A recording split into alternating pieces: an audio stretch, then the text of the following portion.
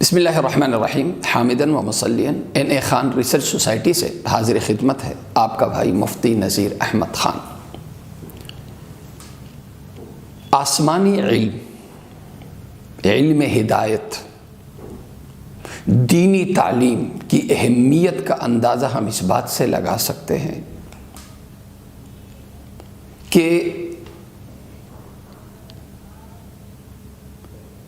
جناب رسول کریم صلی اللہ علیہ وسلم کی طرف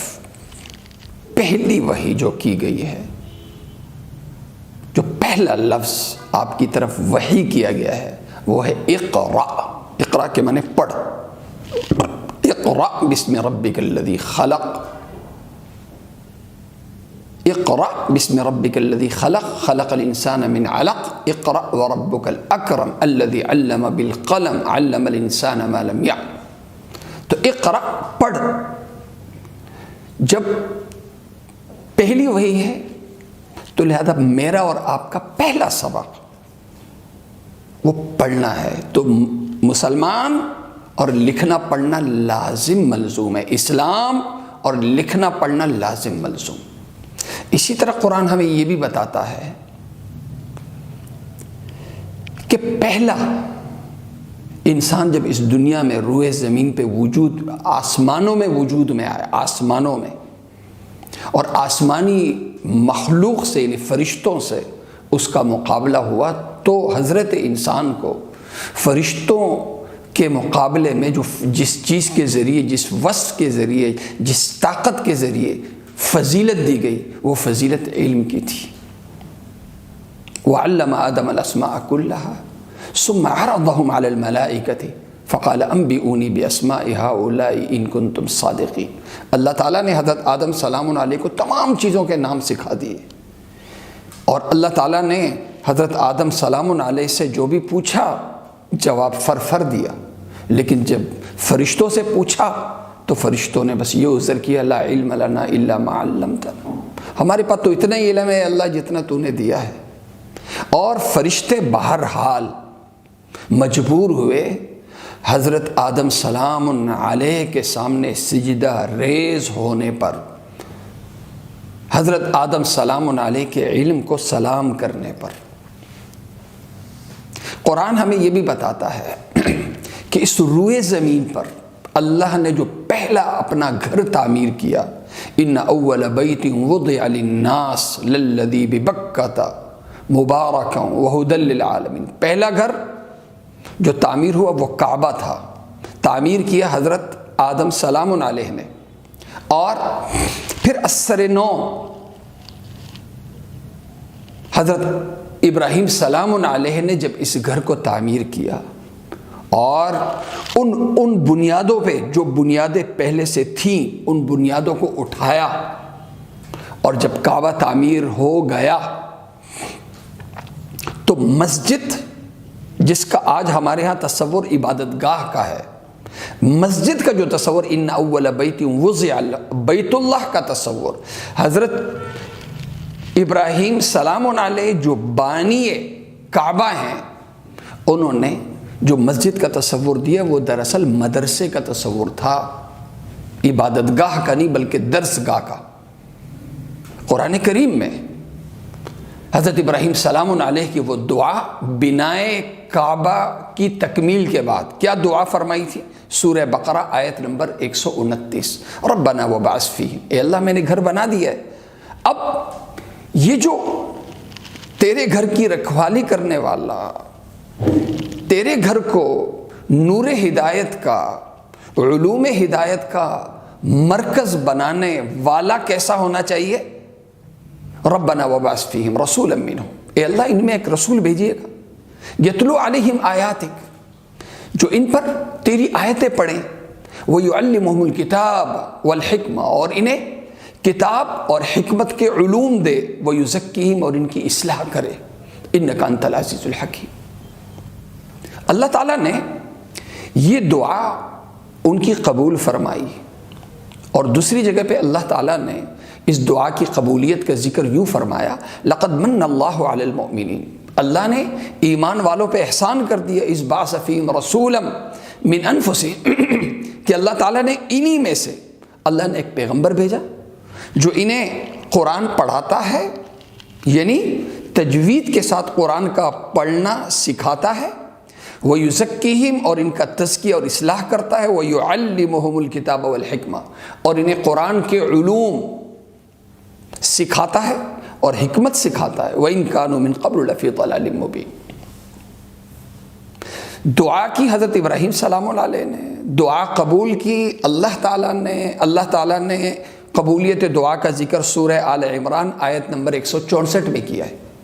اور یہیں پہ نہیں، اللہ تعالیٰ نے 2 اور مقامات پہ بھی اس کا ذکر کیا۔ ایک ذکر اللہ تعالیٰ نے سورہ جمعہ میں بھی کیا ہے آیت نمبر 2 میں، هو الذی بعث فی الامیین، کہ اللہ تعالیٰ نے ان پڑھ لوگوں میں بھیجا ایسا پیغمبر جو انہی میں سے تھا، یتلو علیہم آیاتہ ویزکیہم ویعلمہم الکتاب والحکمہ وان کانوا من قبل لفی ضلال مبین۔ اسی طرح اللہ تعالیٰ نے سورہ بقرہ آیت نمبر 151 میں بھی اس کا ذکر فرمایا، کما ارسلنا فیکم رسولا منکم یتلو علیکم آیاتنا ویزکیکم ویعلمکم الکتاب والحکمہ ویعلمکم ما لم تکونوا تعلمون۔ تو 4 مقامات پہ اللہ تعالیٰ نے ذکر کیا ہے، تو 4 مقامات پہ ذکر حضرت ایک دعا تھی حضرت ابراہیم سلام اللہ علیہ کی، قبولیت دعا ہوئی، اور قبولیت دعا کا ذکر اللہ تعالیٰ نے 3 مقامات پہ کیا ہے۔ یہ 4 مقامات ہمیں بتاتے ہیں کہ اسلام میں مسجد کا تصور دراصل عبادت گاہ کے ہے یا دراصل درس گاہ کے ہے۔ مسجد اصل میں مدرسہ ہے یا اصل میں عبادت گاہ ہے؟ یہ آیات بتاتی ہیں کہ مسجد دراصل درس گاہ ہے، عبادت گاہ بعد میں ہے، یا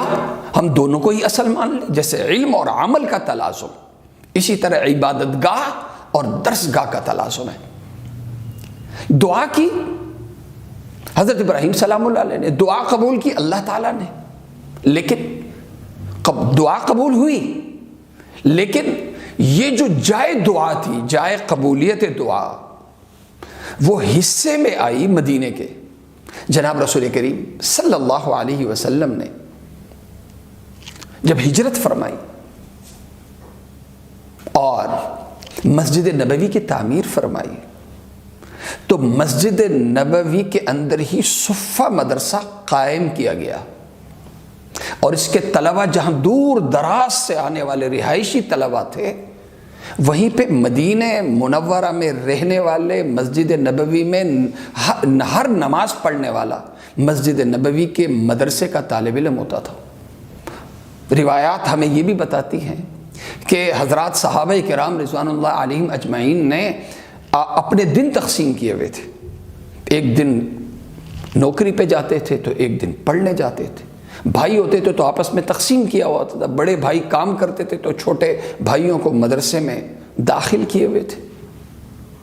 اور اللہ کے نبی صلی اللہ علیہ وسلم نے مسجد نبوی کو